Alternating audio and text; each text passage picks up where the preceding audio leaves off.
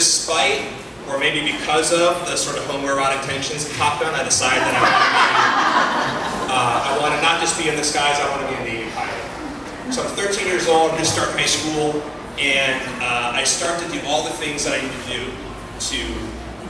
to achieve that goal that started then, but even going further back to being 4 years old, I wanted to spend time in the sky. So I do all the things that I think I have to do. I get involved in student government, I try to get good grades, I'm a student athlete, also I can get accepted into a Navy officer training program. And so, lo and behold, that happens. And then I go to college, and I do all the things that most people do in college. You know, I study a little, I drink a little, I hang out a little. But all again with the goal of getting good grades, doing really well in my officer candidate program. So I get commissioned as a young officer in the Navy and get accepted to flight school. And so that happens.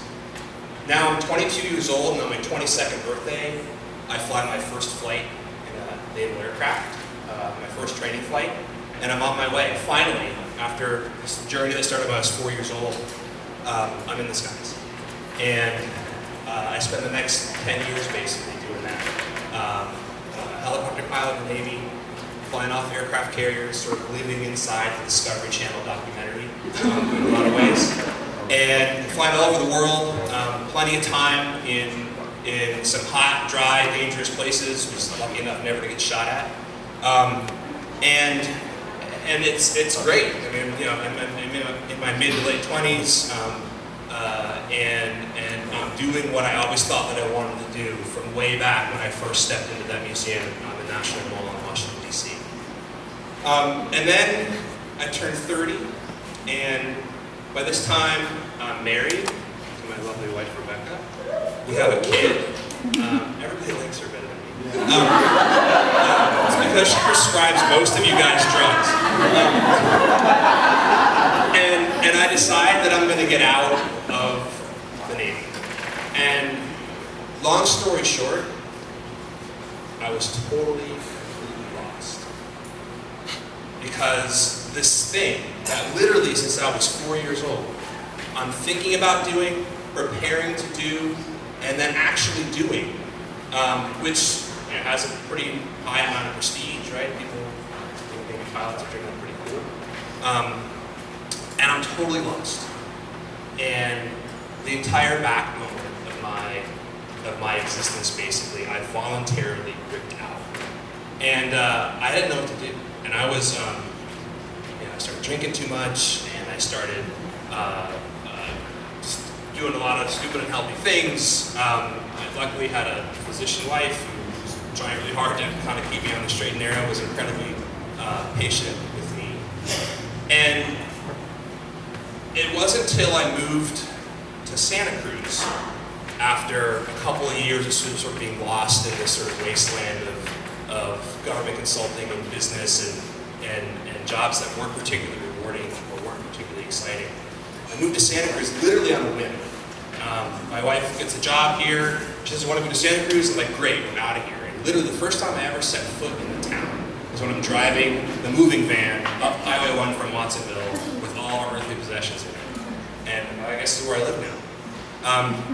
And what was amazing to me when I got to this town was the sense of community that I found here, almost right off the bat. I met a whole bunch of pretty amazing people right off the bat. I met Casey and Ryan and Emily, and I met Margaret, and I met Timmery, and I met Doug, and a lot of people who are here tonight. And just the sense of community and possibility. And what that did for me, quite frankly, was it gave me a new framework and a new way to think about what it was that I was doing on this earth, quite frankly. And that it wasn't that my whole life had been built around this dream of being a pilot. Yeah, I'd done that and it was great. And it's an absolute privilege to have spent part of my adulthood doing that, and dreaming about it as a kid as well. But what I really realized is that the backbone, the arc, the narrative arc of my life was really about creating community. and being part of a larger community.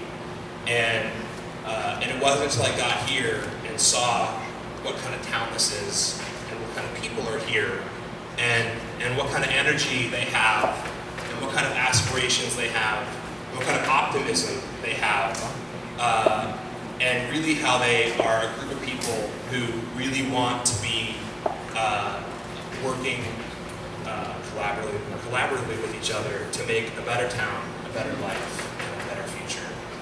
And so, and looking back, I could see arcs in my life around having done that previously while I was busy with this goal of being in the skies. I had seen there was other parts of my life that I could kind of rethink this framework.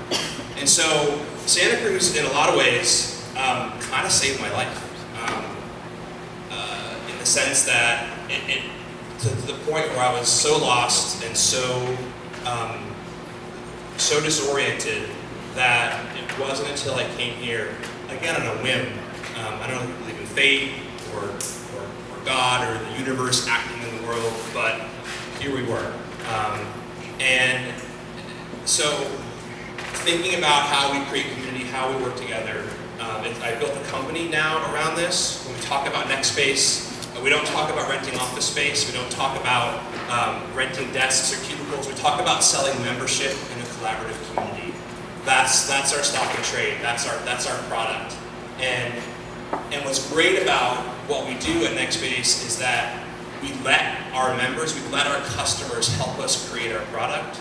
And that's something that not a lot of businesses do, but yet that's really what we do. I know a lot of you in here are or have been NextSpace members or involved in NextSpace, the NextSpace family in some way. And again, it wasn't until I got here and realized what kind of place this is and what the possibility and potential that's contained, not only in this town, but in all of you and in all of us.